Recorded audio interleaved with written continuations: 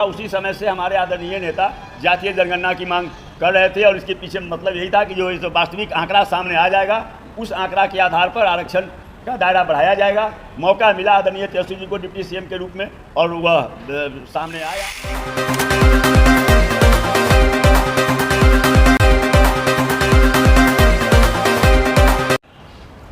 आप सबको मालूम है कि जातीय जनगणना की मांग वर्षों से हमारे आदरणीय नेता लालू जी करते रहे हैं और एक मौका मिला, तेजस्वी जी डिप्टी सीएम बने। हालांकि जब नेता प्रतिपक्ष थे उस समय भी उनके द्वारा जो पहल किया गया था, सर्वदलीय बैठक बुलाई गई, माननीय प्रधानमंत्री से सर्वदलीय बैठक मिला माननीय मुख्यमंत्री जी के नेतृत्व में। लेकिन केंद्र जब तैयार नहीं हुई जातीय जनगणना करवाने के लिए और बिहार के सौभाग्य से आदरणीय तेजस्वी जी को डिप्टी सीएम बनने का मौका मिला। बिहार में जातीय जनगणना हुआ और जातीय जनगणना के आधार पर आरक्षण की सीमा बढ़ाई गई और उसके बाद जो भी नियुक्तियां हुई बिहार में,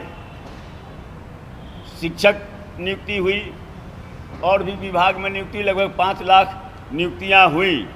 उन नियुक्तियों में जो आरक्षण का दायरा जो बढ़ाया गया उसका लाभ अनुसूचित जाति को, अनुसूचित जनजाति को, अति पिछड़ा को, पिछड़ा को और सामान्य वर्ग में जो गरीब परिवार के थे उनको उसका लाभ मिला। तो आरक्षण का जो कैप था 50%, जब यहाँ पर आरक्षण बढ़ाया गया तो वह 65% हो गया और सामान्य वर्ग वाला अगर 10% जोड़ते हैं तो 75% हो गया। भाजपा शुरू से उसका चरित्र रहा है, वह आरक्षण का विरोधी रहा है।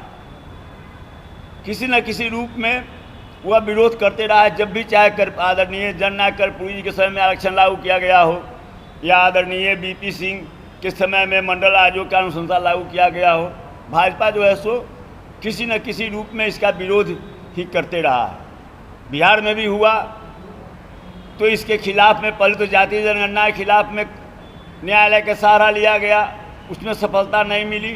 तो फिर आरक्षण का जो सीमा था उसको जो बढ़ाया गया, इसके खिलाफ पटना उच्च न्यायालय में रिट फाइल किया गया। पटना उच्च न्यायालय उस पर रोक लगा दी कि जो आप बढ़ाए हैं 50% से ऊपर आप आरक्षण नहीं दे सकते। इसके खिलाफ बिहार सरकार सुप्रीम कोर्ट में गई और सुप्रीम कोर्ट ने इस पर स्टे देने से इनकार कर दिया। अब वो डेट दिया है, सितंबर में सुनवाई होगी, लंबी सुनवाई चलेगी, कब होगा। लेकिन तात्कालिक तौर पर जो आरक्षण का सीमा यहाँ बढ़ाया गया था उस पर कोर्ट के न्यायालय से उस पर पाबंदी लग गई। अब इसका एक ही मात्र उपाय है कि सूची 9 में इसको शामिल किया जाए। संविधान में जो पहला संशोधन हुआ था उसमें यही था, अनुसूची 9 उसमें जोड़ा गया था और जिसके तहत यह प्रावधान है कि 9वां अनुसूची में, चाहे वह राज्य द्वारा बनाया कानून हो या केंद्र द्वारा बनाया कानून हो, वह न्यायिक प्रक्रिया से बाहर रहेगी, उस पर न्यायिक प्रक्रिया का प्रभाव नहीं पड़ेगा। तो इसीलिए मांग, लंबे दिनों से यह मांग चल रही थी। अब सवाल यह है कि अभी शिक्षकों के और कई विभागों में, स्वास्थ्य के और राजस्व का, जैसा कि आदरणीय तेजस्वी जी ने कहा भी कि जब हम उप मुख्यमंत्री पद का जब यह सरकार बदल गई, जब राजद छोड़ के नीतीश जी जनता दल के साथ चले गए, उस समय तक करीब 3-4 लाख अन्य पदों की नियुक्ति की प्रक्रिया लगभग फाइनल स्टेज में पहुंच चुकी थी। तो अभी शिक्षकों की, स्वास्थ्य की, राजस्व की लाखों नियुक्तियां होने वाली है और अभी जिस ढंग से हाई कोर्ट का फैसला आया और सुप्रीम कोर्ट इसको स्टे करने पर तैयार नहीं हुआ, तो अब जो नियुक्तियां होगी, इन नियुक्तियों में अनुसूचित जाति, अनुसूचित जनजाति, अति पिछड़ी जाति के जो अभ्यर्थी हैं उनको इसका लाभ नहीं मिलेगा। इसलिए एकमात्र उपाय यही है कि यह जो आरक्षण लागू किया गया है इसे जो है 9वीं अनुसूची में शामिल किया जाए।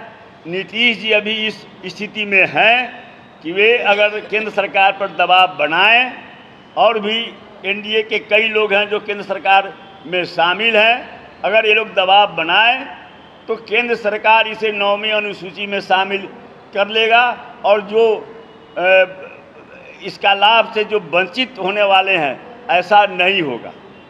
हो सकता है सरकार, क्योंकि सरकार कभी भी, जो भाजपा जदयू की सरकार रही है, नौजवान विरोधी रही है, रोजगार विरोधी रही है, कभी नहीं चाहती कि नौकरी मिले किसी न किसी बहाने में। पहले भी आप देखे हुईएगा, महागठबंधन सरकार बनने के पहले कि लटपटाते रहा है। हो सकता है इसको बहाना के रूप में इस्तेमाल करे और जो नियुक्तियां होने वाली है उसको उठा ले। इसीलिए आज का जो प्रेस कॉन्फ्रेंस हम बुलाए हैं, इसके पीछे मकसद यही है कि जो है सो आप इसको टालिए नहीं। जो प्रक्रिया चल रही है इसमें इस बढ़े हुए आरक्षण का लाभ बिहार के अभ्यर्थियों को मिलना चाहिए, और इसलिए आप दबाव बनाकर 9वीं अनुसूची में इसको आप शामिल कीजिए।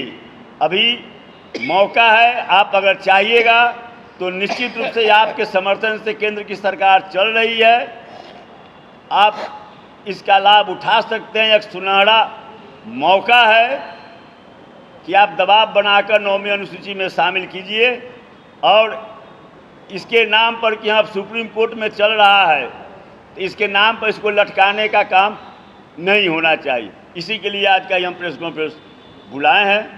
अगर कुछ और पूछना आप लोगों को तो पूछ नहीं। हम लोग तो जो है सो शुरू से मंडल आयोग का अनुशंसा लागू हुआ उसी समय से हमारे आदरणीय नेता जातीय जनगणना की मांग कर रहे थे, और इसके पीछे मतलब यही था कि जो इस वास्तविक आंकड़ा सामने आ जाएगा, उस आंकड़ा के आधार पर आरक्षण का दायरा बढ़ाया जाएगा।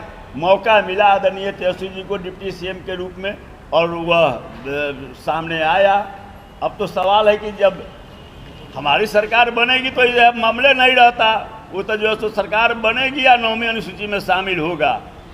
पूरे राष्ट्रीय स्तर पर जो है सो जातीय जनगणना होगी, इंडिया गठबंधन का फैसला है, उसके आधार पर जो आंकड़ा आएगा उसके आधार पर जो व्यवस्था की जाएगी।